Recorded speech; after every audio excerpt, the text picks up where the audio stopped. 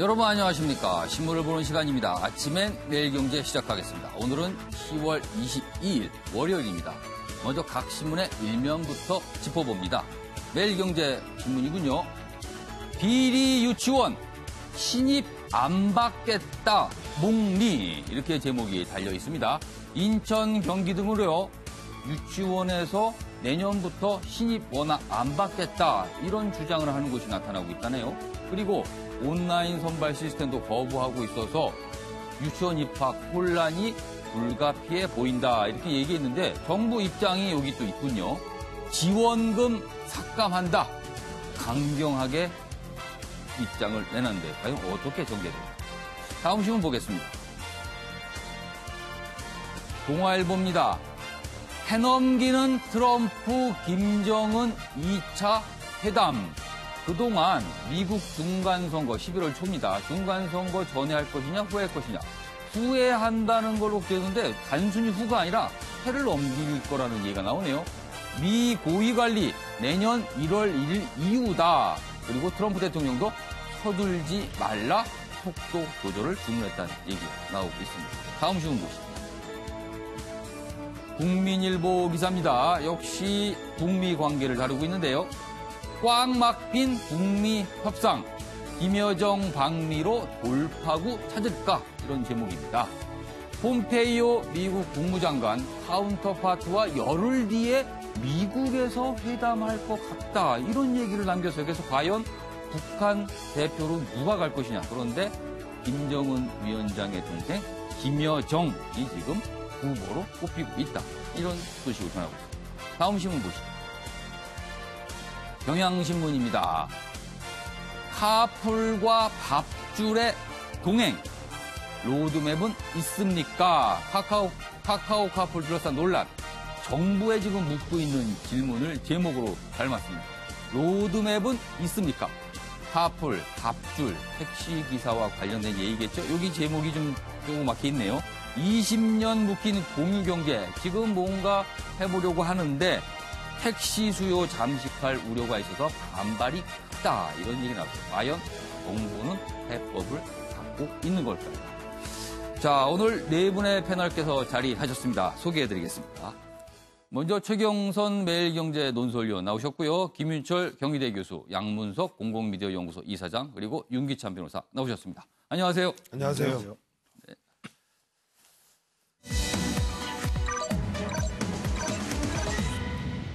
아침엔 매일경제가 다룰 핵심 내용을 키워드로 정리한 아침엔 톡 키워드입니다. 먼저 첫 번째, 미국의 협상술.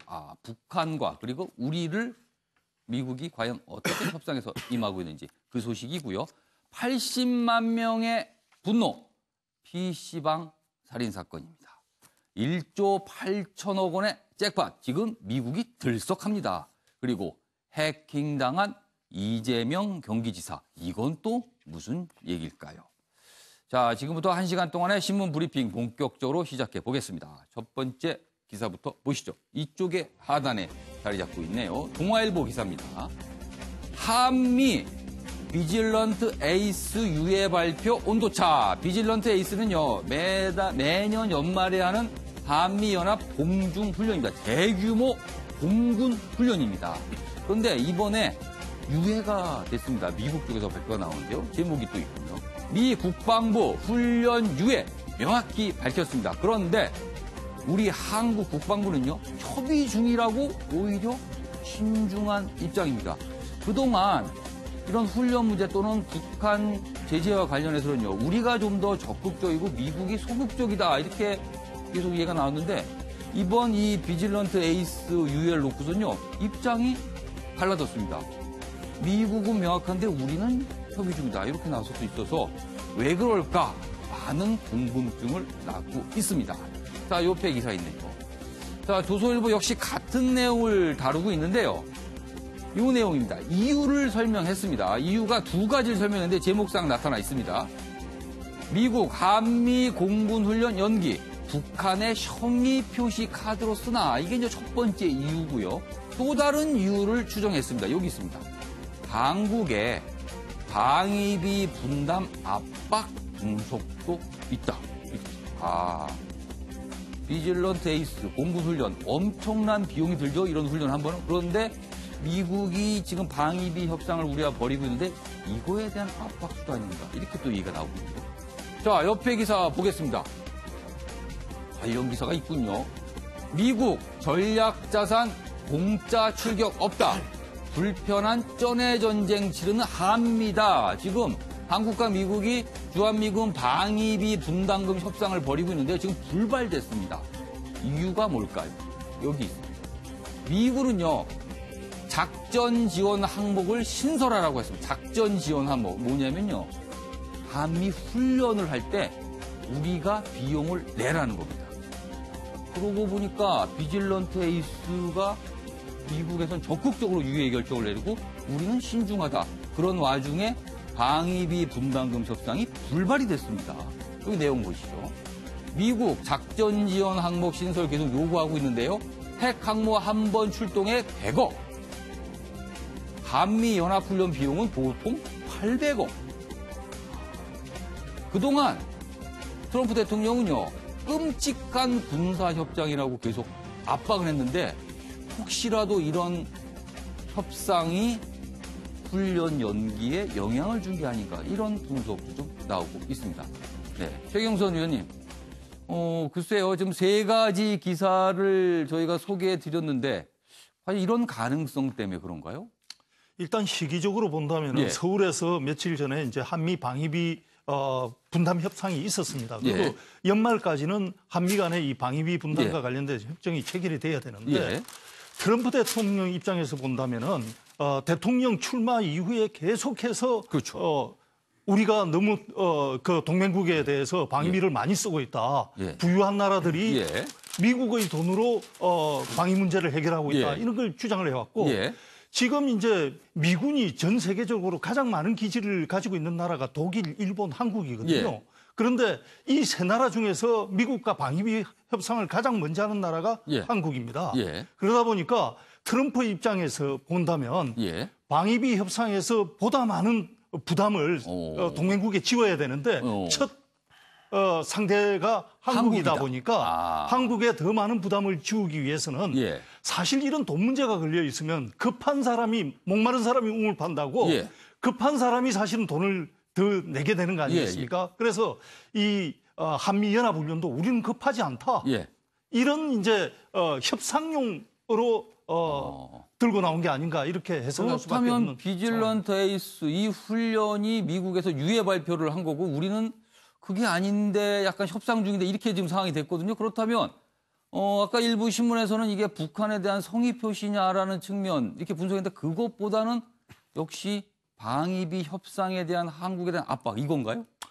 물론 여러 가지 뭐 해석이 가능합니다만 예. 시기상으로 본다면은 예. 바로 며칠 전에 그 지금 이제 예. 훈련 연기냐 아니냐 발표하는 그 순간에 방위비 협상이 동시에 진행되고 있었기 때문에 예.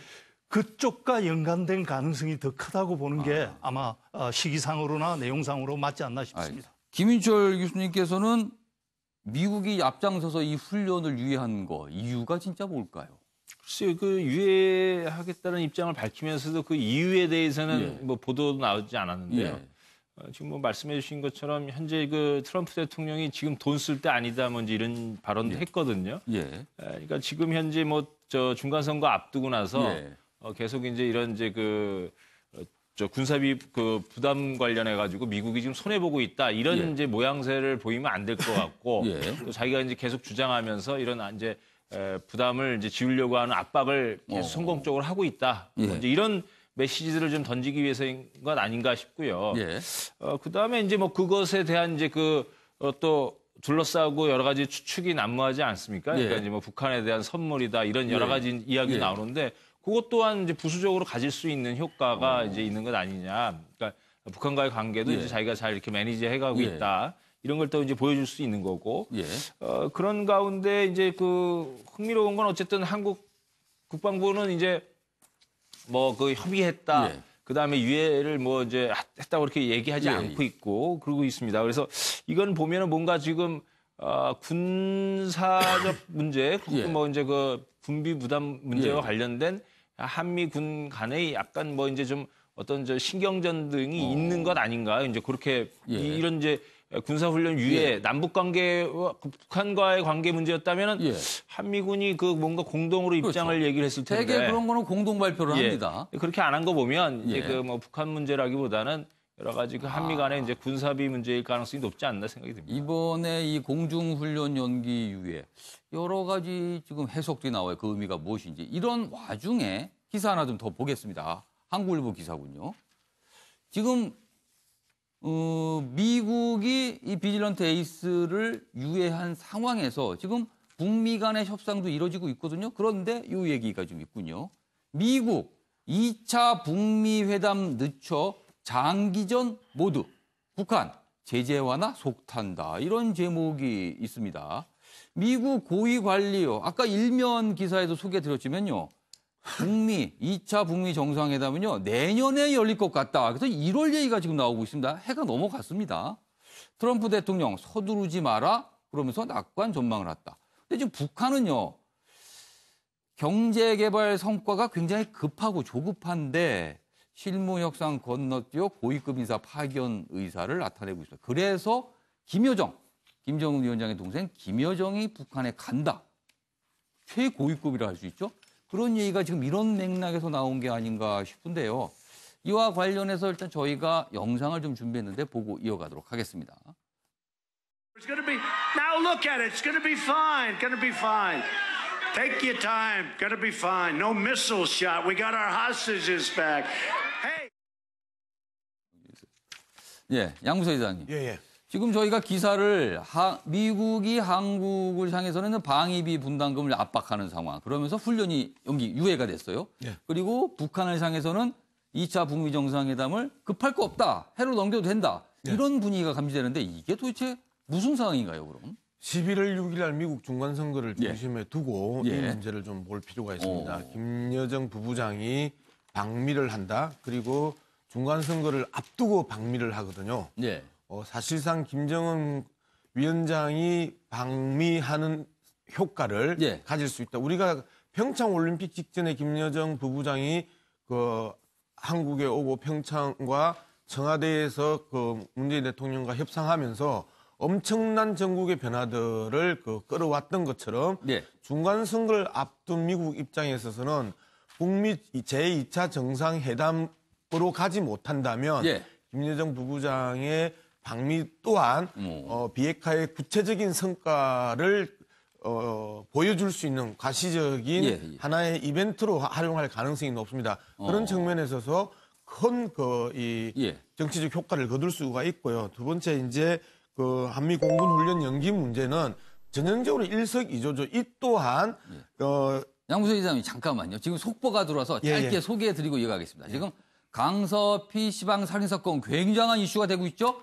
피의자 김성수 신상 정보 공개하기로 결정을 했다고 합니다. 다시 한번 속도 알려드리겠습니다. 강서 PC방 살인사건 피의자 김성수의 신상 정보를 공개하기로 결정했다는 속보 전해드리겠습니다. 예, 이어가시죠. 예, 다시 말씀드리면 한미 공군훈련 연기 문제는 재밌는 이 내용이 있습니다. 지난 19일 날 이제 정경두 국방부 장관하고 매티스 미 국방부 장관이 만났잖아요. 그리고 나서 미 국방부 대변인이 이렇게 이야기를 합니다. 북한 문제의 모든 외교적 과정을 지속할 기회를 주도록 한미 공중훈련인 비질런트 에이스 시행을 유하기. 이 표현이 뭐냐면 외교적 과정을 지속한다. 그러면 북미 간의 외교적 과정을 지속하는 데 있어서 중요한 우리의 선물이다라는 걸 명확하게 밝혔습니다. 그러니까 북한에 대한 성의 표시다. 예, 성의 표시다. 그리고 제가 보기에는 이 내용과 김여정의 방미 문제가 상당 부분 패키지화되고 있는 것 아니냐. 이런 측면들을 이제 명확하게 좀 드러내는 부분이고 방위비 분담 문제는 오랫도록 이 이야기되어 왔고 그리고 방위비 분담 문제는 이야기할 때마다 부딪혔거든요. 사실상 한미 합동훈련에 있어서 미국이 예를 들면 앞서 핵항공모함 띄우는데 100억이 든다고 했었잖아요. B2 스텔스기 폭격기를 한 번 출격시키는데 60억이 들거든요. 한 대 출격시키는데. 그런 엄청난 돈들이 이 미국이 그 부담해야 되는 예. 부분과 한국이 거기에 대해서 이제까지 계속해서 인상해 오면서 예. 울며 겨자 먹기로 끌려갔던 그 과정들이 아주 격렬하고 그 역사적으로 이 다툼이 심했기 예. 때문에 이 부분보다는 오히려 북한 쪽을 겨냥한 것이다. 중간 선거를 앞둔 비핵화의 성과를 바라보고 예. 트럼프 대통령이 두 가지 김여정의 방미를 유도해내는 국면과 그다음에 이 연합훈련을 연기하는 그 제스처 이게 엮여 있는 것 아닌가. 알겠습니다. 윤기찬 변호사께서는 지금 미국 내에서는 2차 북미 정상회담을 내년으로 넘기는 분위기예요. 지금 기사에 따르면. 이거는 어떻게 해석을 좀 해야 될까요? 트럼프 대통령 입장에서는 정상회담을 서두를 필요는 없는 것 같고요. 그러니까 11월 6일 중간선거 대비해서 일단 북미 정상회담이 열릴 것이다라는 것만 확정해 놓으면 그 이외에 악재가 아니고 그 이외에 이제 회담해가지고 성과가 없다 그러면 이제 악재가 될 테니까 아마 그런 정치적인 목적하에 할 것이고요. 연합훈련 연기에 관련돼서는 사실 우리가 또 되새겨봐야 될 게 있어요. 왜냐하면 어떤 겁니까? 지금 군사분계선에서 정찰활동, 정찰 기능이 일부 좀 제약돼 있는 군사 합의를 했잖아요. 이거에 대한 항의 표시도 있는 거죠. 왜냐하면 이게 항의 표시다. 원래는 이게 결렬되고 나서 방위비 분담 협상이 결렬되고 나서 보완책 꾸린 다음에 이달 말에 발표하기로 돼 있었는데 이걸 미국 측에서 전격 발표해버린 거예요. 그러니까 약간 우리 국내에서 대비태세 약화에 대한 국내 여론을 무마시킬 수 있는 이 기회를 주지 않은 거죠, 미국 측에서 보면. 그래서 이런 부분도 우리가 좀 새겨둬야 될 것 같고 결국 이런 것들이 쌓이게 되면 한미동맹 악화, 균열로 연계될 것이다. 물론 뭐 중간선거 대비해서 미국 입장에서는 국내 여론전 정치용으로 쓰일 수도 있지만 한편 우리 측면에서는 우리한테 주는 메시지를 우리가 캐치할 필요도 있다. 이렇게 생각이 됩니다. 이 비질런트 에이스 훈련 유예, 연기죠. 뭐 유예인지 연기인지 이렇게 뭐 여러 가지 표현이 나오는데 그걸 두고 다양한 해석이 나오는데 우리가 한번 짚어봤습니다. 자, 이번에는 방금 속보로 전해드린 내용과 이어지는 기사입니다. 내용 좀 보겠습니다. 한국일보 기사인데요. 잔혹한 PC방 살인도 심신미약인가? 들끓는 여론이다. 이렇게 돼 있습니다. 지금 우울증 앓고 있다. 이 지금 용의자가 우울증 앓고 있다 진단서 제출. 범행 동기도 뚜렷하지 않다. 오늘 피의자 정신감정 하기로. 그래서 심신미약이면 뭐 다 봐주는 거냐. 이런 여론이거든요, 지금. 그래도 여론이 굉장히 좋지 않다. 이 얘기입니다. 옆에 기사 하나 더 보죠. 자, 강서구 PC방 살인 가명 반대 81만 명의 분노 이렇게 제목이 달려 있습니다. 역시 똑같은 내용인데요. 피의자 범행 당시 우울증하면서 가명을 주장했습니다. 그러나 시민들을 여론은요 강력 처벌을 요구하면서 청와대 청원 게시판에 지지 글들을 청원 요구를 하는 글들을 올려 있는데 무려 81만 명이 지금 여기에 동의를 했습니다. 81만 명은요, 지금까지 청와대 청원 게시판에 오른 내용 중에서 가장 많은 인원이 지지를 한 거랍니다. 동의를 한 표시. 그래서 청와대가 답변을 해야 되는 상황이 돼버렸는데 법조계에서는요, 법원 심신미약 인정 안 할 듯, 그러니까 심신미약 인정 안 해줄 듯하다 이런 전망도 나오고 있다고 합니다.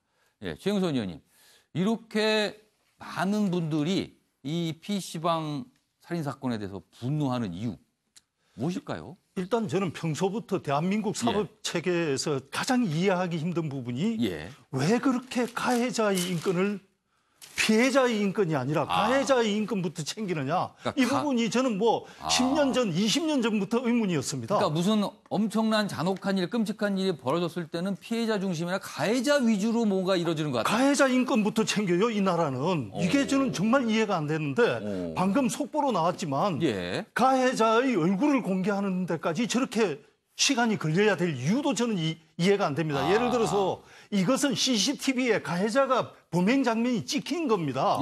그러면은 누군가가 진짜 수사 잘못으로 누명을 쓸 가능성도 없는 사건이거든요. 그런데도 불구하고 며칠 동안 가해자의 얼굴을 꽁꽁 숨겨뒀다가 이제서 미국 같은 나라는 말이죠. 바로 공개하거든요. 바로 현장 수배하고. 근데 우리나라 같은 경우는 유독 가해자의 인권을 보호한단 말이죠. 오히려 피해자의 얼굴을 먼저 공개해요. 예. 이 정도로 가해자와 피해자의 누구를 먼저 보호할 것인가에 대해서 뒤죽박죽돼 있는 정말 이해하기 힘든 거고 그러다 보니까 특히 이제 주치감경이라든지 심신미약이라든지 가해자가 술에 취했다거나 그럼 스스로 통제해야죠. 그리고 가해자가 정신적인 문제가 있다. 그러면은 스스로 통제가 안 되면 국가가 이 정신적인 문제가 있는 사람은 통제를 해야죠. 그걸 왜 범죄가 일어났을 때 이미 피해자는 돌이킬 수 없는 피해를 입었는데 가해자의 그런 사정까지 국민 봐줘야 되냐. 여기에 대해서는 당연히 분노가 생길 수밖에 없는 거죠. 그러니까 피해를 당하신 분은 멀쩡한 정신을 가는 사람이 가해를 했던 심신미약자가 가해를 했던 피해는 같다. 지금 이 말씀이신 것 같아요. 맞습니다. 근데 왜 그런 피해자 중심으로 뭔가를 바라보지 않느냐 이렇게 지적을 해주셨는데 윤기찬 변호사, 지금 이 피의자가 우울증을 이유로 감형 주장을 하고 있는 것 같아요. 그렇다면 이 우울증이 심신미약, 그러니까 감형 사유가 되는 심신미약으로 인정받을 수가 있나요?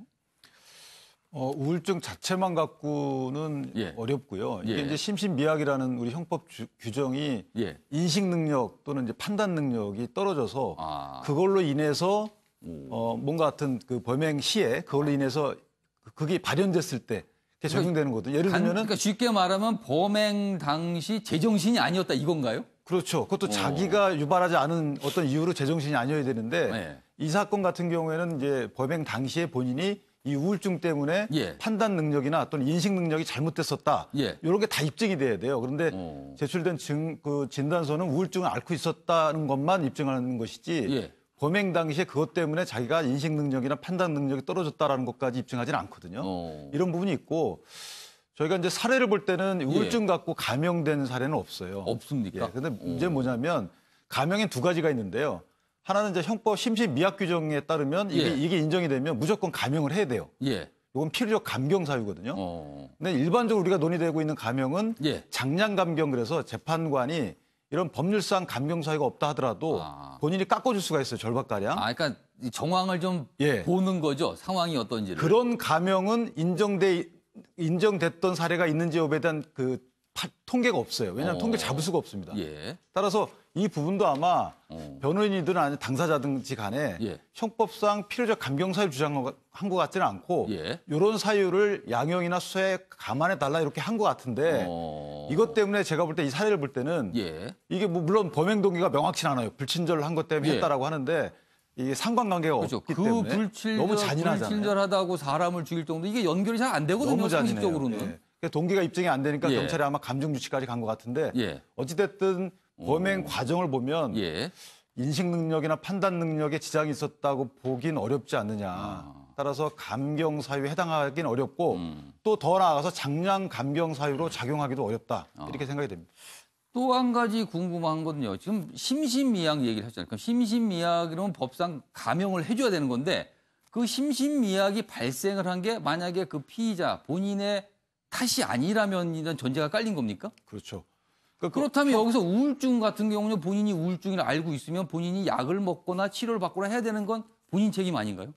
보통 이제 우울증에 걸린 분들은 사회생활에 지장이 없어요. 약만 잘 복용하고 약물 치료를 하게 되면 큰 지장은 없는데 보통 약물 치료를 안 하시는 분들이 약간 충동에 의한 범행으로 그러니까 그 약물 치료 수술 안 했다는 게 본인 책임이 되는 게 아닌가 이런 또 의문이네요. 뭐 그건 이제 판단 여지가 좀 있습니다. 왜냐하면 이제 약물 치료를 안 하더라도 안 한 것 때문에 본인이 그렇게 성격이 변한다는 걸 인지해야 되는데 그런 부분은 이제 사안별로 다른 거고요. 그걸 주로 이제 저희가 술 먹는 경우에 술 먹게 되면 본인이 필름 끊기거나 충동적이거나 폭력적이 된다는 걸 알면서도 술 먹고 범행에 나아간 경우에는 이제 그런 규정을 적용하죠.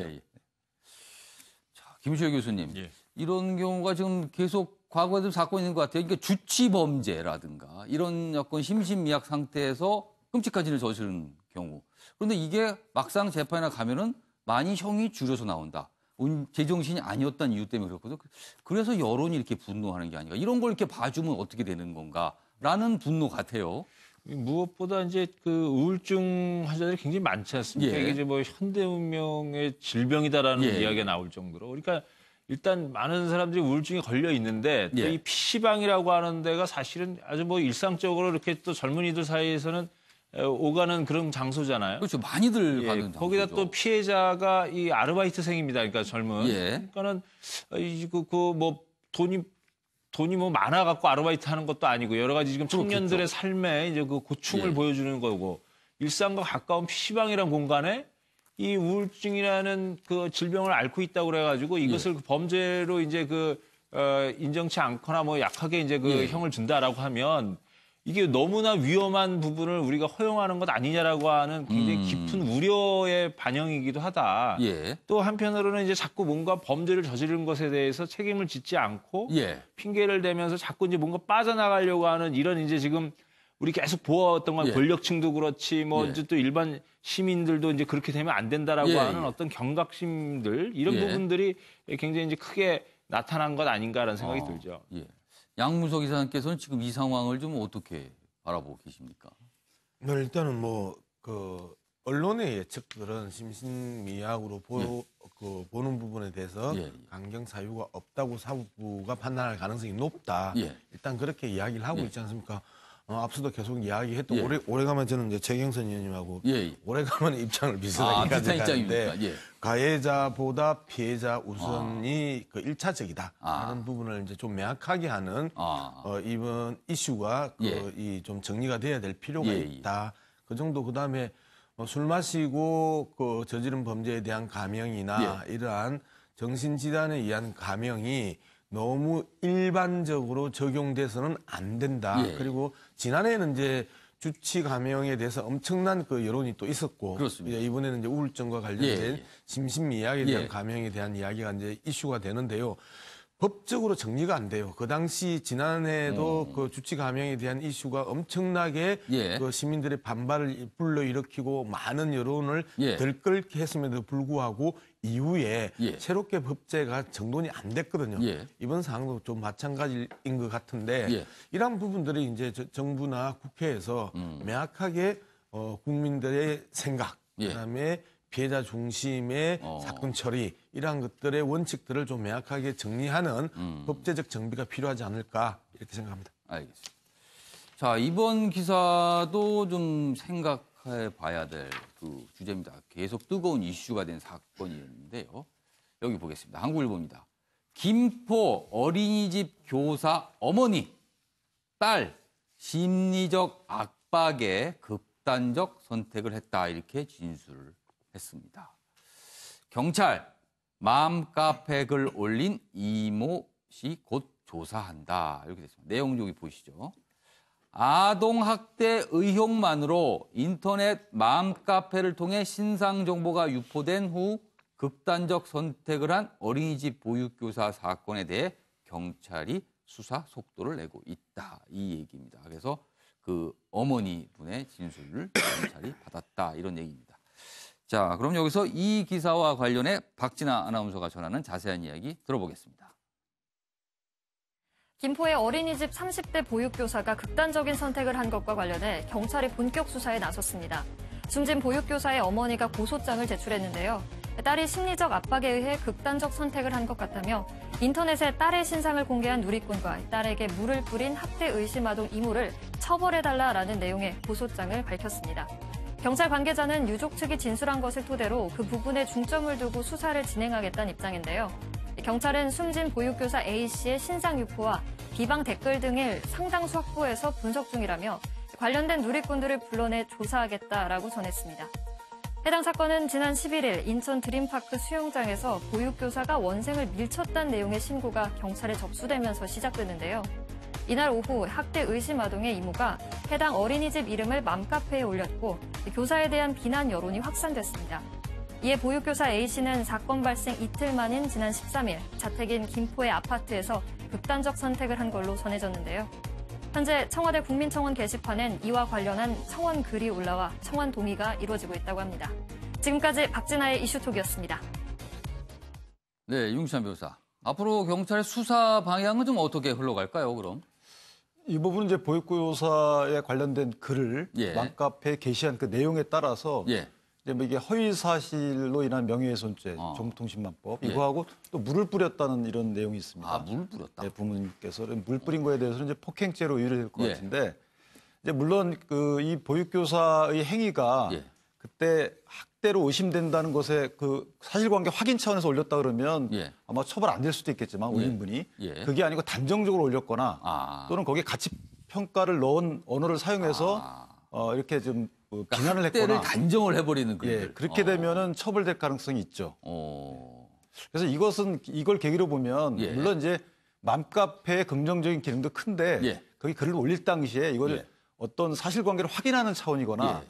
도움을 받는 차원이거나 이렇게 정보 공유 차원의 글은 괜찮은데 예. 이것을 좀 누굴 비난하는 것을 확산시키기 위한 목적이거나 이러면 예. 맘카페에 대한 비난 요인이 더 커지지 않을까. 그래서 여러 가지 다양한 기능을 그 비난 없이 수행할 수 있도록 좀 자정 기능이 좀 필요하지 않나 이런 생각. 그렇다면 지금 만약에 문제된 글을 올리신 분에게 처벌할 수 있는 그 혐의는 명예훼손으로 되는 겁니다. 정보통신망법이라고 있습니다. 정보통신망법. 온라인에 올렸을 때 그 법하고 형법상 폭행죄 정도가 아마 의율 법령이 될 걸로 이렇게 예상됩니다.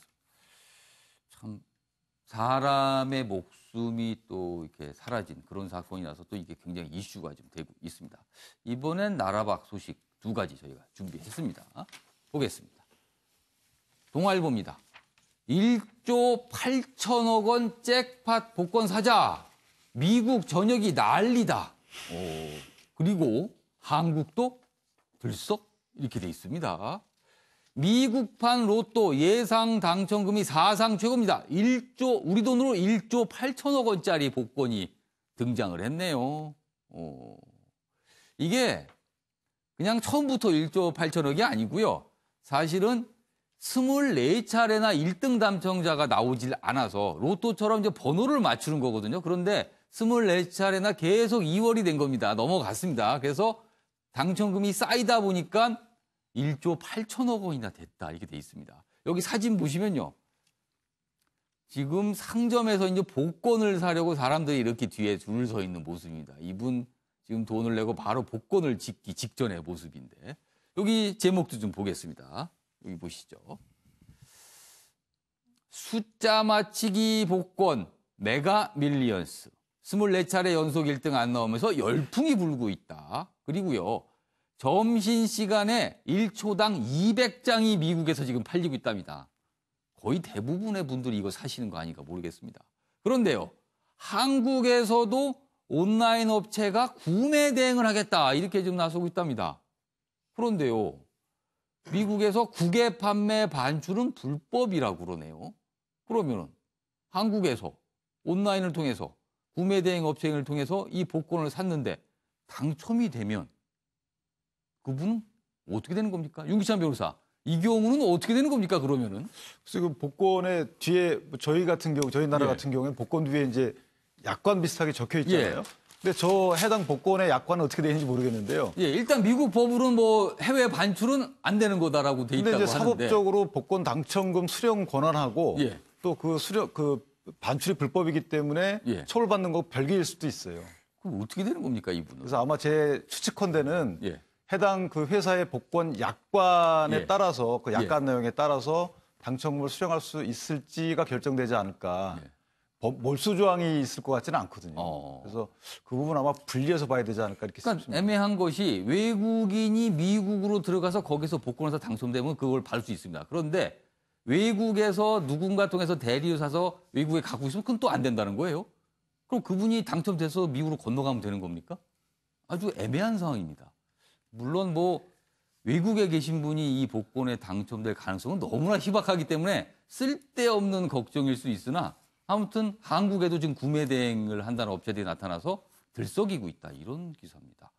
엄청나군요, 지금 상황이. 자, 최영선 의원님. 그런데 좀 생각해볼 문제는 미국에서 물론 액수가 워낙 크니까 관심을 받는 거지. 근데 미국 사람들이 그렇게 복권을 많이 산다. 이거는 또 어떻게 이해를 해야 되는 건가요? 미국이 경제가 호황인데 통상 복권은 불황일 때 좀 많이 사지 않나요? 그러게 말입니다. 그런데 이제 아무래도 금액 문제겠죠. 24차례나 1등이 나오지 않으면서 계속 2월돼서 이 금액이 커지니까 화제가 되는 것이고 사실은 도박 그러면은 뭐 중국인들이 또 유명하고 하는데 마카오 열풍이라든지 해서.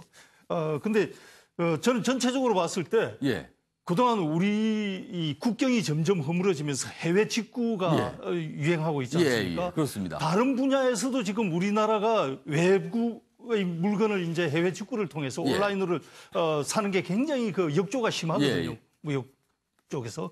근데 이제 이런 로또까지 복권을 해외에서 직구하는 거. 해외에서 산다고 그러니까 정말 이 국경의 의미가 점점 더 낮아지는구나 하는 걸 느끼게 되네요. 그러니까 이런 경우 진짜 해외 직구를 통해서 복권에 당첨되면 이 세금 문제는 또 어떻게 되는지 굉장히 기존의 법, 기존의 제도로 다루기 어려운 현상들이 자꾸 발생하는 것 같습니다.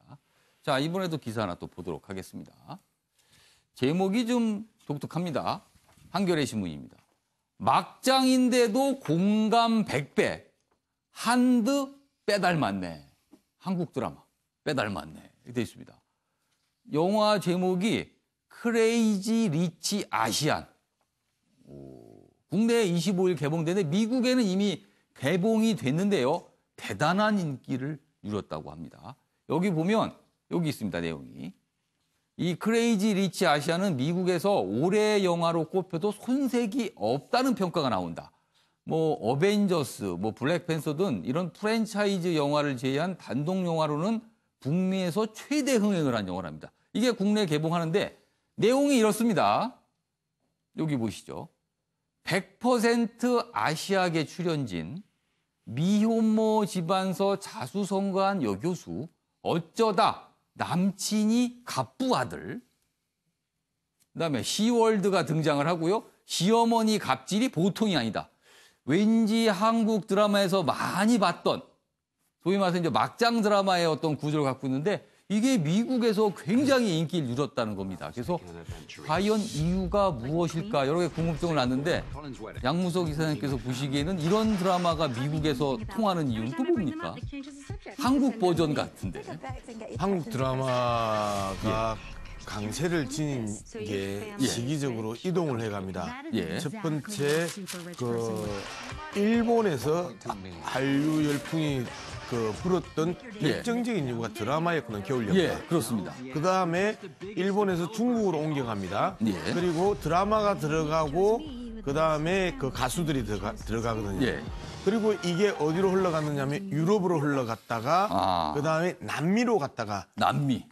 마지막에 지금 북미로 모이면서 미국의 마지막으로 간 겁니까? 방탄소년단의 이 히트들이 이제 그런 흐름을 가지고 갔는데 많이 이제는 한국 드라마의 파격적인 초호화 씬과 다양한 갈등 관계, 그다음에 빈부와 신데렐라 이 극적 요소들이 지금 크레이지 리치 아시아라는 게 미친 부자 이야기거든요. 그러니까 어마어마하게 거의 미칠 정도로 부자인 아시아 뭐 이런 뜻입니다. 아시아 사람. 그렇기 때문에 한 두 가지 측면이 있는 것 같습니다. 영화 안에 이 인종차별에 대한 조롱과 조소들이 들어가 있는 것도 있고 그러면서 유색 계통의 인구들이 대거 극장으로 가는 이런 흐름도 있고 그 다음에 신데렐라의 꿈, 그 다음에 정말 아주 큰 부자의 꿈 이러한 인간의 본능적인 이 욕망을 자극하는 부분도 있고 해서 관전 포인트가 좀 있는 영화일 것 같다. 그러나 예술적으로나 작품성은 크게 좀 평가받기는 어려울 것 같다. 작품성 면에서는 좀 평가가 박할 수밖에 없다. 이 말씀이시네요. 최영수 의원님, 아까 그 기사 중에 제일 좀 눈길 잡은 거는 100% 아시아계 출연진인데 미국에서 흥행을 했다. 이 부분이 좀 눈길 잡습니다. 일단 우리가 한류 드라마 얘기를 많이 하지만 이것은 아마 이 중국어 열풍하고도 연관이 되어 있는 것 같습니다. 지금 보니까 저는 뭐 영화를 직접 보지는 않았지만은 영화 도입부에 나폴레옹의 말이 나온다고 돼 있거든요. 그러니까 나폴레옹이 그런 말을 했죠. 잠자는 사자 중국을 깨우지 마라. 중국이 깨어나는 순간 세계가 요동을 칠 것이다. 이렇게 이제 중국의 어떤 위협적인 면을 강조하는 말을 나폴레옹이 한 적이 있었는데 그걸 도입부에 쫙 화면에 깔고 나온다는 건데 그러면서 이제 영화 제목 자체도 또 크레이지 리치 아시안 이렇게 해서 동양 문화에 대한 이해라는 측면도 있지만 중국인에 대한 약간의 어떤 경계심과 두려움. 어떤 조롱 이런 것도 섞여 있지 않나 하는 느낌을 이런 부분에서는 좀 보게 됩니다. 그러네요. 최근에 저희가 미국에서 중국어 교육이 열풍이다라는 소식을 전해들었는데 아마 그 맥락과도 좀 닿지 않나 하는 생각이 좀 듭니다. 자, 이번엔 신문에 실린 사진 2장 보도록 하겠습니다. 먼저 첫 번째 사진 보시죠. 제목이 이렇게 달려 있습니다. 아빠만 믿어. 지금 어떤 아빠가 딸을 안고 사다리를 내려가는 모습입니다. 지금 다리에서 사다리를 내려서 저 뗏목을 타기 위해서 가는 모습인데요. 저 장면이 지금 과테말라와 멕시코 국경에 있는 다리에서 다리 밑으로 내려가는 겁니다. 다리 끝에는요, 멕시코 검문소가 있는데 이 검문소를 거치지 않고 멕시코로 들어가기 위해서 저렇게 뗏목을 타려고 위험한 모습을 연출하는 건데 지금 이 사진은요. 저 끝이, 사진의 끝에 인파 끝이 멕시코 검문소인데 사람들이 지금 이렇게 기다리고 있는 모습입니다. 이게 왜 벌어지냐면 저분들이요. 사실은 멕시코 분들이 아니라 온두라스 분들이랍니다. 온두라스가요. 하도 조직 범죄가 심하고 그리고 경제난 때문에 살기가 어려워서 과테말라를 거쳐서 멕시코를 거쳐서 결국에는 미국으로 가기 위해서 저렇게 난민 행렬을 하고 있는 건데 트럼프 대통령이 절대 못 들어오게 하겠다라고 차단을 지시했답니다. 그래서 지금 미국, 멕시코, 과테말라, 온두라스 지금 굉장히 큰 문제가 되고 있다는 그런 사진입니다. 자, 다음 사진 보도록 하겠습니다. 자, 이번에는요, 다리 모습인데요. 세계 최장 다리랍니다. 무려 길이가 55km랍니다. 홍콩에서 마카오까지 연결한 다리인데요. 홍콩에서 마카오까지는 통상 배를 타고 가는 경우가 많은데 그럼 1시간 이상 걸리거든요. 근데 이 도로를 거치면 30분 안에 도착할 수 있다고 합니다. 그리고 공사 기간은요, 무려 9년이 걸렸다고 하네요. 대단한 다리입니다. 세계 최장 다리 55km라고 합니다. 자, 자리를 이동해 다른 기사 보도록 하겠습니다. 여기 기사를 보시죠. 자, 이재명 경기지사를 다룬 기사가 등장을 했습니다. 여기 보겠습니다. 중앙일보입니다. 이재명 이메일 해킹당해 10년 넘게 쓴 개인 계정입니다. 이 지사 측 누가 8월에 비밀번호를 바꿨다. 해킹을 통해서 싱가포르 대 이재명이라는 신분증을 제시하면서 마음대로 바꿨다. 이렇게 돼 있습니다. 그리고 하나가 아니라 다른 포털 계정도 비밀번호를 바꾸려고 시도했다. 이런 얘기가 나오네요. 여기 조금 더 자세한 내용이 있습니다. 여기 있습니다. 이번에 해킹당한 이메일은 이 지사가 10년 넘게 사적 용도로 사용한 계정이다. 이 지사 측은 A 포털 사이트 메일함에는 이 지사가 지인들과 사적으로 주고받은 내용이 들어있는데 어떤 자료가 유출됐는지는 수사가 진행되어야 확인 가능할 것이다. 이건 무슨 상황입니까 지금? 사적으로 사용한 이메일 그리고 거기에는 사적으로 주고받은 내용들이 있는데 그게 해킹됐을 가능성이 있다. 이 얘기입니다. 이런 상황에서 여기 또 있습니다. 작가 공지영. 이분도 등장을 했습니다. 조선일보입니다. 공지영, 이재명 관련 김부선 통화 내용 인터넷 유포자 고소한다. 이렇게 돼 있습니다. 이유는 광기 어린 공격에서 저를 지키고 싶어서요. 이렇게 밝혔습니다. 그러면서 어떻게 이 통화 내용 파일이 유출이 됐는지, 어떻게 공개가 됐는지 그 경위에 대해 설명을 했는데요. 여기 있습니다. 자, 공지영 작가가 설명한 내용입니다. 이모 씨가 김부선 씨가 불안하니 함께 대처 방안을 연구해보자는 취지에서 달라고 해서 비밀 엄수를 약속하고 그 파일을 건넸다는 겁니다. 그런데 이후 파일이 이 작가 공지영 씨의 허락도 없이 유출됐다는 것이다. 그리고 공 씨가 언급한 이 이모 씨는 한때 이 지사의 지지자였으나 현재는 돌아선 인물로 알려졌다. 이렇게 내용이 나와 있네요. 자, 김수일 교수님. 이재명 지사의 이메일 해킹 그리고 공지영 작가의 고소. 이건 무슨 상황입니까 지금 이 상황은?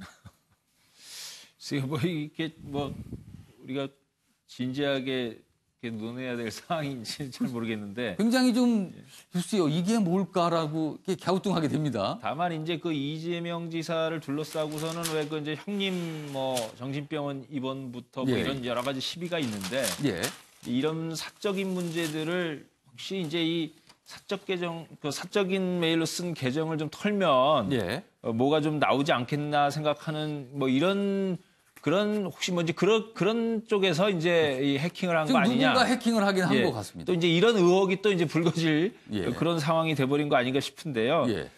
근데 이제 뭐 문제는 어쨌든 이 메일 이 계정을 통해 가지고 민원도 받고 이렇게 이제 변호사 업무 관련된 부분도 있었고 좀 이제 이렇게 좀 은밀하게 얘기할 이런 내용들이 담겨져 있어서 뭔가 좀 사생활 보호 관련된 문제 이재명 지사에 대해서도 그렇지만 어떤 민원을 좀 이제 뭐 넣고 했던 분들의 이제 사생활 부분도 침해된 측면이 있는 거 아닌가 생각이 들고 공정 작가 이제 이런 지금 상황을 좀 털고 싶어서 그런 것 같아요. 뭔가 좀 수습을 하려는 이제 수습하고 것 같습니다. 그래서 뭐 전반적으로 지금 뭐 상황이 이제 좀 수습되어야 되는 거 아닌가 그런 상황 흘러가는 중에 이제 사적으로 쓴 메일 계정을 털어가지고 뭔가 이렇게 다시 좀 뭔가 좀 소란을 일으켜봐야 되는 거 아니냐 이런 또 분위기도 있는 거 아닌가 이런 추측할 수 있겠네요. 양무석 이사님께서는 지금 이 상황을 어떻게 저희가 봐야 될까요? 좀 굉장히 묘합니다 상황들이. 상당히 그 분위기가 반전됐다고 봐야 되는 거죠. 지난주 셀프 조사, 셀프 검증이라고 그럽시다. 셀프 검증 이전까지만 해도 가해자 이재명이었습니다. 관련된 모든 사건들이 형님 정신병 강제 입원 문제부터 해서 여배우 스캔들 이 모든 것들이 가해자 이재명이었는데 피해자 이재명으로 지금 전환하는 과정이거든요. 자, 해킹도 피해자가 이재명 지사입니다. 그다음에 공지영 씨가 이재명 지사에게 미안하다. 미안했다라고 표현을 했단 말이에요. 이런 측면에서 보면 그동안에 이재명 지사를 둘러싸고 아주 나쁜 파렴치한 사람의 그 코드에서 피해자 코드로 이제 전환하는 이 변화들을 지난주부터 우리는 지켜보고 있고 이 또한 재밌는 게 중앙일보가 지금 이메일 계정과 관련한 기사를 올렸고요. 그렇습니다. 그다음에 그 공지영 작가가 이재명 지사에게 미안했다라는 표현은 조선일보가 올렸단 말이에요. 이런 측면에서 본다라면 이제는 팩트 중심의 이 극적인 이재명 그 이미지의 전환 과정 아닌가. 또 이런 그 정치적 해석도 가능할 것 같습니다. 정치적으로 약간 뭔가 이렇게 약간 변화하는 지금 과정이 있는 것이다. 그렇게 지금 해석을 해주셨네요. 이 기사는 뭐 이 정도로 하고요. 정치권 기사 중에서 이제 한국당 기사가 준비됐는데 좀 간단히 좀 보겠습니다. 여기 보시죠.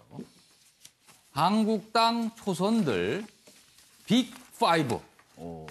빅5 차례로 불러 토론한다. 보수 통합 탄력받나 이렇게 되어 있습니다. 빅5가 누구냐면요. 여기 이름이 적혀 있습니다. 황교안, 유승민, 오세훈, 원희룡, 김태호. 그런데 대부분 분들이 한국당 소속은 아니에요. 그런데 한국당 초선 의원들이 이 빅5를 차례로 불러서 의견을 듣겠다 했습니다. 그런데 어떤 의견을 듣냐면 여기 나와 있습니다. 질문 내용이 될 것 같은데요. 아마 그분들을 초청했을 때. 여기 있습니다. 매주 월, 수, 금요일에 한 명씩 초대해 보수 통합, 대선 출마, 박근혜 전 대통령 탄핵 등에 대한 입장을 묻고 의견을 나눈다. 그런데 문제는 아직 5명의 이 토론의 참석 여부는 확정되지 않았습니다. 윤기찬 변호사, 이건 무슨 사항입니까, 이거는? 보수 대통합을 위한 그 진전이 있는 거죠. 이것이 어떤 지금 보수 정치권이 나눠지게 된 계기가 이게 사실상 사라진 상황에서 어떤 명분이 있어야지 이제 그 나갔던 분들이 돌아올 테니까 아마 명분을 주는 차원의 토론의 제의가 아닌가 이렇게 생각이 되고요. 지금 대여 투쟁 또는 여당의 정치 또는 그 집권부의 국정 운영에 대한 견제 차원에서 뭔가 세력이 뭉쳐서 한 목소리를 내야 되는데 서로 견제하고 있는 상황에서는 지금 여당에 대한 견제가 안 되거든요. 그래서 시기적으로는 적절하지 않나 이렇게 생각이 되고요. 다만 이 시점에서도 박근혜 전 대통령에 대한 탄핵에 대한 그 뭐 당부 또는 뭐 이것에 대해서 그 입장에 대해서 또 질문을 한다고 지금 얘기가 돼 있어요. 논쟁거리를 삼는 것은 저는 좀 역행하는 게 아닌가 이런 생각이 들어서 그 부분은 좀 걱정이 됩니다. 그 질문을 하겠다라고 지금 밝힌 상황인데 그 질문과 관련된 내용이 좀 있는 것 같습니다. 여기 보시죠. 한국일보 기사인데요. 한국당 내부에서 이런 얘기가 나왔다고 합니다. 그게 제목이 달렸습니다. 한국당 교차로서 좌우 깜빡이 번갈아 키다 직진하나. 좌우 깜빡이니까 좌측 우측 가려다 그냥 직진한답니다. 왜 그런가 하면요. 지금 한국당에 있는 비대위가요. 밝힌 내용인데 여기 내용이 있어요. 비대위 관계자가 밝힌 내용입니다. 태극기 부대 1만 명이 입당 신청을 했답니다. 그러면서 그분들이 복당파 의원을 찾아가 사퇴하라고 요구했다는 얘기도 나왔답니다. 태극기 부대, 이분들이 한국당에 입당을 한다. 그런데 김병준 비대위원장, 전원책 조강특위 위원은 얼마든지 그분들 들어와도 된다라는 입장이랍니다. 최영선 의원님, 이건 또 무슨 상황일까요, 지금? 일단 자유한국당 사정을 보면 찬밥 더운 밥 가릴 처지가 못 됩니다. 저 지지율을 가지고 지금 지지층을 가지고 이래서 안 되고 저래서 안 되고 제외하고 나면은 어디 가서 지금 지지를 받겠습니까? 그러니까 지금 보수 통합 얘기도 있지만은 다 껴안아야 되겠죠. 껴안아야 되는 거는 맞는데 문제는 그 사람들한테 계속 끌려가면은 비전이 없다는 겁니다. 지금 비대위까지 이렇게 나온 마당에는 새로운 비전과 새로운 그 임무를 가지고 과거 체제를 극복을 해야 되는 거거든요. 그래서 저는 지금 김병준 비대위원장이라든지 과거 그러니까 홍준표 대표라든지 김무성 전 대표 물러나라 이런 얘기도 저는 맞지 않다고 보는 것이 그것은 과거의 그러면 주도 세력들을 극복할 능력이 없을 때나 그런 말을 하는 거거든요. 새로운 비전과 새로운 임무를 찾아서 과거의 주도 세력들을 극복을 해야 그거에 진정한 이제 새로운 당이 되는 것인데 그러지 않고 이렇게 물러나라 저렇게 물러나라 이런 세력은 안 된다. 그건 좀 지금 체제에는 맞지 않지 않나 싶습니다. 한국당이 뭔가 지금 굉장히 안간힘을 쓰고 있는 건데 여러 가지 방향으로 지금 그 움직임이 나타나서 저희가 2개의 기사 좀 소개해봤습니다. 자, 이 기사도 좀 보시죠. 지금 국회에서 벌어지고 있는 상황을 제목으로 정리한 기사입니다.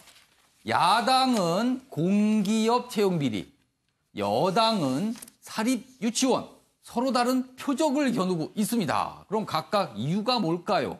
여기 설명이 돼 있군요.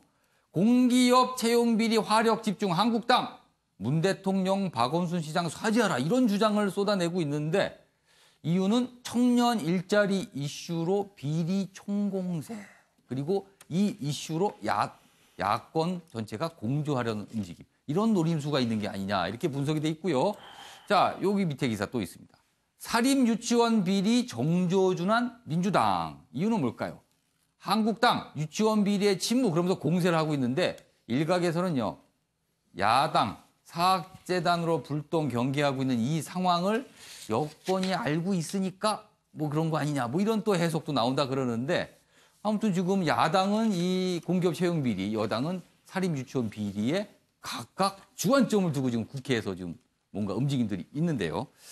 이 기사와 관련해 지금부터 2개의 신문을 비교해 보겠습니다. 신문 대 신문 보시죠.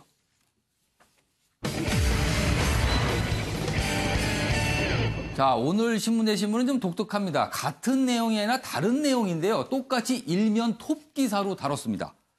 각 신문의 일면은 제일 중요하죠. 그 언론사에서 가장 중요시하는 기사를 실게 되는데 중앙일보는요. 고용세습 날아간 청년 일자리 이 기사를 다뤘습니다. 반면에 한겨레 신문 일면은요. 사립유치원 현재 인력으로는 감사 어렵다면서 사립유치원 비리 문제를 다루고 있습니다. 보시죠. 지금 저희가 아까 정치권에서도 이렇게 각각 표적이 다르다는 얘기를 소개해드렸는데 여기 이쪽도 마찬가지입니다. 신문 따라 다릅니다. 먼저 중앙일보 보시죠. 고용세습에 날아간 청년 일자리 1,029개. 직원 친입정 등 정규직 전환 여파다라고 하면서 고용세습과 청년 일자리 문제를 연결해서 비판하고 있습니다. 자, 한겨레 신문 일면 기사는 이렇습니다.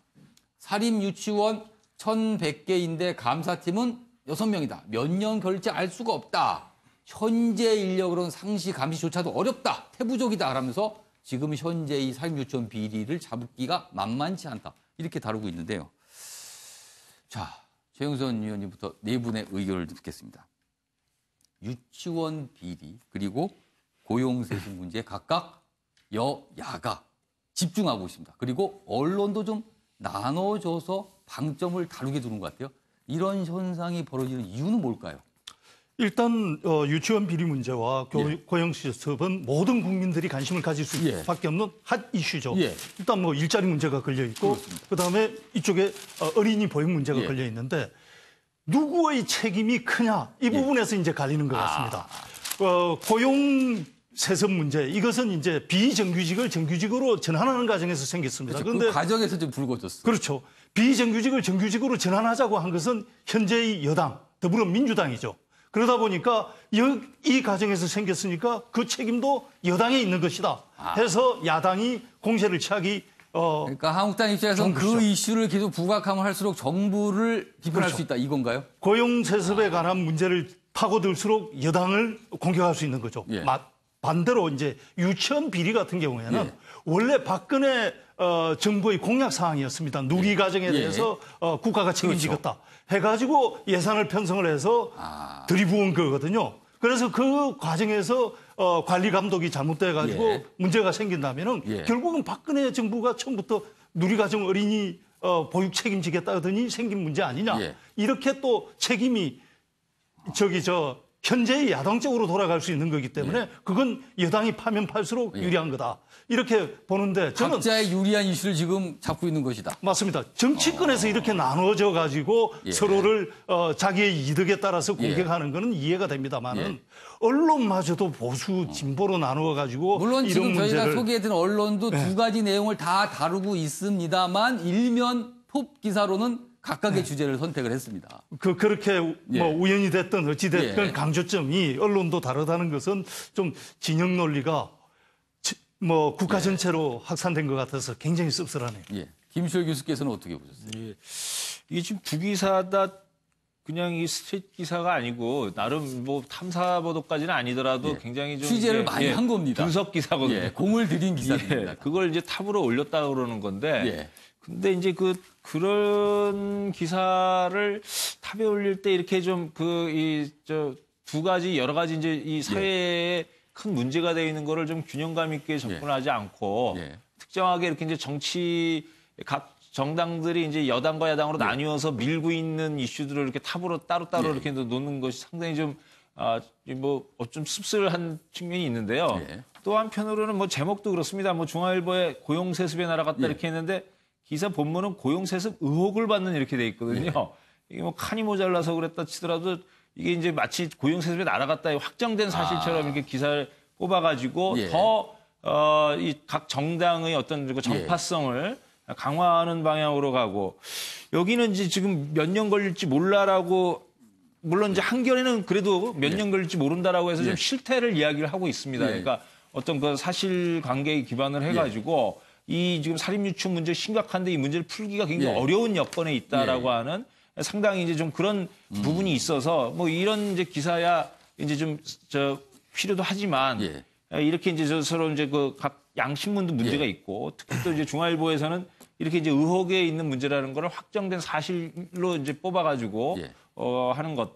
이게 굉장히 오히려 이제 언론이 정파적인 어떤 갈등들을 더 이렇게 강화시키는 방향으로 역할하고 있는 거 아닌가 해서 좀 우려스럽습니다. 제목이 너무 기니까 아마 의혹이란 부분은 좀 생략을 한 것 같은데 보시기에 따라서 너무 단정적으로 제목을 단 거 아니냐 이런 지적을 해주셨어요. 양무서 이사님께서는 어떻게 보십니까 지금 이 상황? 누가 봐도 고용세습에 날아간 청년 일자리 1029개라고 이야기를 했는데요. 고용세습과 관련된 사례는 딱 한 사례가 나왔었습니다. 그리고 어떤 신문은 또 오보를 해서 바로잡기까지 했던 사건이거든요. 그리고 다른 고용세습에 대한 사례들이 거의 나오지 않았습니다. 그런데 중앙일보 제목을 보면 1,000개 이상이 고용세습으로 날아간 것처럼 이렇게 썼단 말이에요. 두 번째, 그러면 1029개는 뭐냐? 예. 무기계약직에서 정규직으로 그 전환한 과정입니다. 예. 그동안에 예. 이 지하철에서 일하고 있던 무기계약직들이 예. 비정규직이 정규직으로 전환했는데 예. 이게 청년 일자리를 빼앗은 것처럼 이렇게 또 공격을 했단 말이에요. 자, 제목 두 개가 잘못된 거죠. 고용 세습 때문에 1000개가 날아갔다처럼 그 자극을 했고 예. 그다음에 있어야 되는 일자리가 통째로 날아간 것처럼 예. 이 왜곡을 했고 예. 해서 아주 잘못되고 악의적인 제목이다. 저는 이렇게 보고 이런 그 보도 자체가 오히려 청년들이 현실을 알면 중앙일보의 공신력은 떨어질 수밖에 없다. 저는 이런 부분에 있어서 이러한 이 제목들이 그동안 우리가 언론개혁의 대상이 됐다는 겁니다. 정말 잘못된 겁니다. 그럼 양무석 기자께는 굉장히 비판해 주는데 윤기찬 변호사께는 어떻게 보세요 지금? 뭐 둘 다 국민적 관심이 큰 거죠. 예. 그런데 이제 유치원 부분은 사실은 감사 자료가 공개가 됐고 예. 이제 추가적인 감사 필요성도 있지만 그것은 하면 되는 것이고요. 예. 시급하지는 않아요. 감사 자체가. 예. 그런데 이 지금 그 공기업 채용 과정에서의 비리 문제 또는 예. 특혜 채용 문제는 이제 시작이 된 거거든요. 예. 그래서 이 부분은 제기된 의혹이 합리성이 있기 때문에 예. 분명히 국정조사든 아니면 감사든 수사든 뭔가 사실 확인 절차를 반드시 거쳐야 되는 예. 시작 단계라서 이 시작 단계의 동력을 얻으려면 국민적 관심을 얻어야 되거든요. 예. 따라서 저는 신문의 제목을 뽑을 때 이것이 이제 더 국민적 공감을 얻는 차원에서는 바람직하지 않냐. 이게 정파적 이해관계는 물론 속으로 있겠지만 예. 지금 시정 입장에서 보면 어느 것이 바람직한가를 볼 때 이것은 이것이 바람직하다. 그럼 한겨레 신문 기사의 일면 기사는 어떻게 보셨어요? 아니 뭐 한겨레 신문 그 전체를 다 읽어보면 어떤지 모르겠는데요. 유치원 부분은 사실은 여러 가지 제도 개선 부분도 따라와야 돼요. 예. 그 유치원 분들이 주장하는 바와 같이 회계 기준도 사실 유치원에 맞게끔 꾸려봐야 되고 예. 이것이 공교육 과정으로 완전히 편입시킬 것인지 예. 아니면 사립 유치원으로 지속시키면서 공적인 성격을 띠게만 할 것인지 예. 이런 거에 대한 정책적 판단도 같이 가야 되기 때문에 이분이 고민이 많이 필요한 부분입니다. 알겠습니다. 지금 뭐 여야가 방점을 두는 이슈가 다르고 오늘 네 분이 좀 같은 신문 두 개를 좀 비교해봤는데 역시 좀 해설이 조금씩 좀 차이가 있습니다. 시청자 여러분께서 참고하시기 바랍니다. 이번엔 경제 기사로 좀 하나 넘어가 보겠습니다. 한국 GM 8천억 먹튀 수순 이런 주장이 나오고 있다면 이런 분석이 오늘 국감에서 난타전 예고했다. 지금 한국 GM이요 R&D 법인을 분리하려는 결정을 했습니다. 그래서 일각에서는 GM이 이것도 한국에서 발을 빼려는 수순으로 가는 거 아니냐 이런 우려의 시각을 보내고 있어요. 군산 공장 같은 경우 좀 폐쇄가 됐기 때문에 GM 관련해서는 더 그렇게 좀 보는 시각이 있는 것 같습니다. 여기 보겠습니다.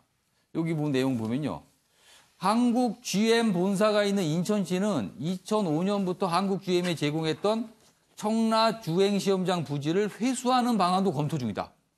GM이 R&D 법인을 지금 분리를 시키는 게 이게 뭔가 이상하다. 그래서 지금까지 줬던 이 주행시험장 사용할 수 있는 거 이거 회수해야 된다. 이런 주장까지 나오고 있다는 거네요. 최영선 의원님, 한국 GM은 이 경제뉴스에서 계속 이슈가 나옵니다. 지금. 일단 이것이 중요한 것은 올해 상반기에 공적 자금 8천억 원을 쏟아부었거든요. GM에. 예. 그렇습니다. 그래서 적자가 누적돼 있는 이 회사를 광범위하게 보면 국민 세금이죠. 예. 국민 세금으로 살려놓은 거고 그때 살려놓았을 때 조건이 뭐냐 하면은 앞으로 기업을 철수하지 않는다. 이 조건으로 이제 살려놓은 겁니다. 예. 그런데 R&D 연구개발 법인을 지금 분리하는 이 목적이 무엇이냐에 대해서 해석이 이제 다른 겁니다. GM 코리아 측은 베이징에서도 그렇게 분리가 돼 있다. 이게 경쟁력 확보 차원에서 사례가 있다라는 거죠. 분리해서 하는 것이 경쟁력 확보 차원에서 낫다. 이렇게 보는 것이고 이대주주인 산업은행이라든지 노동조합 측에서는 아니다. 이건 여러 개 잘라서 몸집을 줄인 다음에 하나씩 철수하려고 그러는 것이다. 이렇게 보는 시각이 완전히 다른 겁니다. 이렇게 한국을 떠나기 위해서 몸을 가볍게 만들기 위한 것이다, 지금.